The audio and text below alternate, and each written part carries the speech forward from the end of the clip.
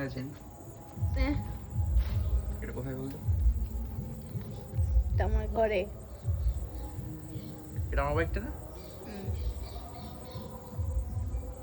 দুটো বাইক আজকে ধুয়েছেন, পরিষ্কার করেছেন।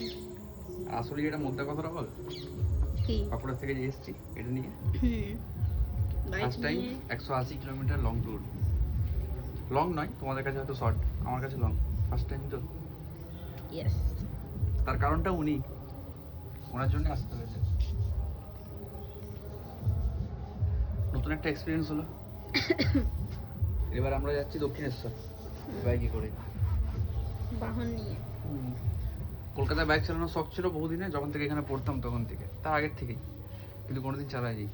আজকে দেখি আরেকটা নতুন এক্সপিরিয়েন্স। এই ট্যুরটা কমপ্লিট করি তবে তো একটু কনফিডেন্স পাবো ঠিক। দূরে যাওয়ার। সেদিন সুদীপ ওরা বলছিল যে লাদাখ টাদাখ যাবি। না বাবারে, ঘরে জানে না, ঘরে জানে আমি রূপসী বাংলা এসেছি। আর এই মেঘের অবস্থা, এক্ষুনি এক ঝলক বৃষ্টি হয়ে গেল।